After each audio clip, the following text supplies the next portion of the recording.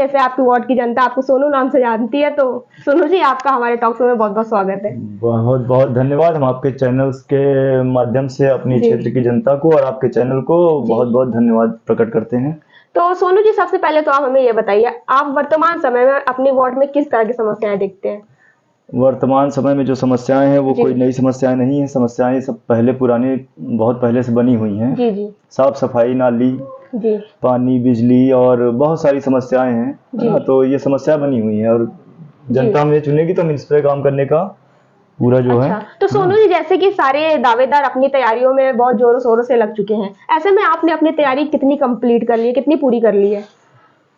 अब चुनावी माहौल है तो इस समय जो भी नए नए जी जी प्रत्याशी हैं वो आए हैं और आज से अपनी जो है रणनीति के तहत काम करना शुरू जी कर जी। दिया। लेकिन कोई भी प्रत्याशी जनता के बीच पहले से नहीं रहा है। अच्छा। और हम लोग लगातार अधिवक्ता होने के नाते जनता के बीच रहे हैं, उनके जी सुख जी दुख में हमेशा चढ़ बढ़ कर हिस्सा लिया है। जी कोर्ट कचहरी से लेके और पुलिस से लेके कहीं भी उनकी कोई भी समस्याएं होती है तो हम लोग उनके बीच रहने का काम किए, इसलिए हम लोगों को बहुत ज्यादा समस्याएं अच्छा। नहीं आ रही हैं। तो सोनू जी जैसा कि आपने बताया आप अधिवक्ता हैं, तो अधिवक्ता और राजनीति आप दोनों को कैसे मैनेज करेंगे? क्या आपके लिए कठिन नहीं होगा ये कार्य करना?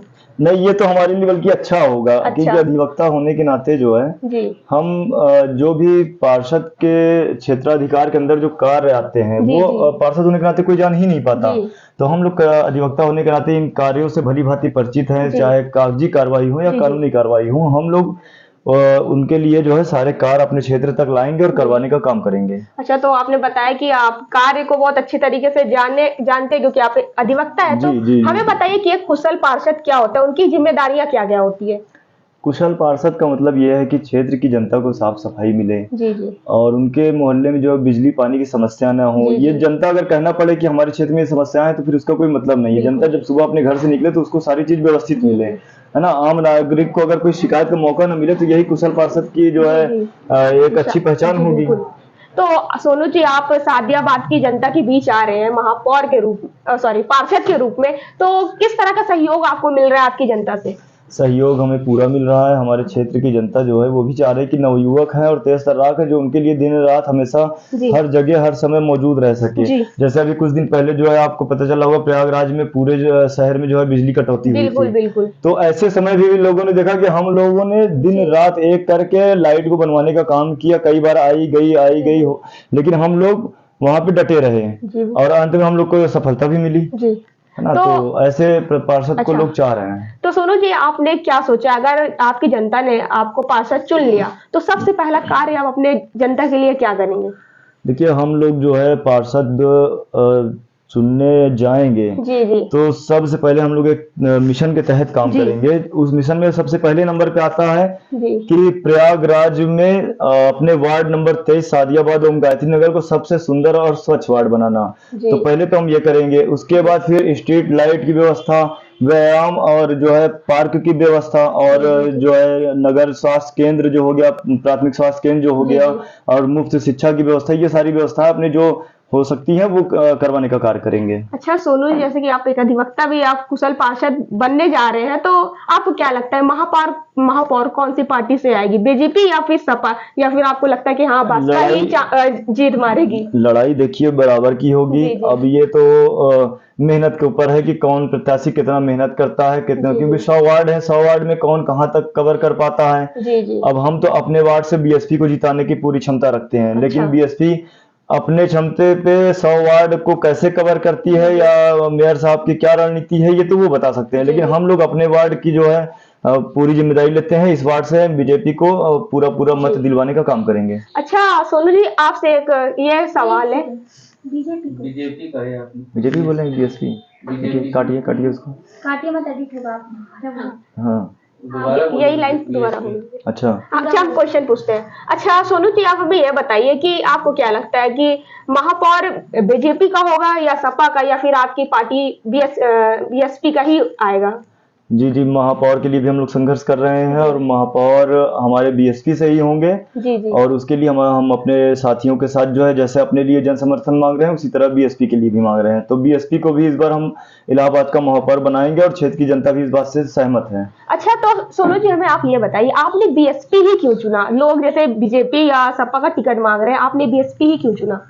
बीएसपी का चुनने का कारण यह है कि हम लोग माननीय बहन जी का जो है कार्यकाल देख चुके हैं और उनके कार्यकाल में जो भी प्रशासनिक व्यवस्थाएं रही हैं, जो भी उनके कार्य रहे, उनको देखते हुए हम लोग बीएसपी से और माननीय बहन जी के कार्यों से बड़ा प्रेरित हुए हैं। तो हम लोग आने वाले पिछले कई सालों से जो है बीएसपी से जुड़े हुए रहे हैं और बहन मायावती जी के जो है आदेशों का पालन करके और उनके रास्ते पे चलने का और कार्य कर रहे हैं। अच्छा, तो आप हमें यह बताइए सोनू जी, आपके क्षेत्र से और भी दावेदार होंगे पार्षद के लिए, तो आप सबसे मजबूत किसको मानते हैं?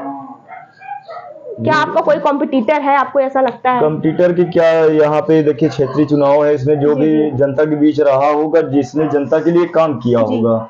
आज चुनाव लड़ने से कोई फर्क नहीं पड़ता है कि बहुत सारे दावेदार हैं, क्योंकि ये लोकतंत्र है, इसमें कोई भी चुनाव लड़ सकता है। लेकिन जो जनता के बीच रहा है और जनता के लिए काम के, जनता उसको चुनेगी, तो हम लोग जनता के बीच रहेंगे, इसलिए कंपटीटर तो कोई है नहीं। हाँ, अगर सीधी फाइट देखा जाए तो सीधी फाइट हमारी बीजेपी से हो सकती है। अच्छा, तो आप जैसे भाजपा से चुनाव लड़ रहे हैं, भाजपा पार्टी से, तो आप ये बताइए कि आप अपने नाम पे चुनाव लड़ रहे हैं या फिर पार्टी के नाम पर?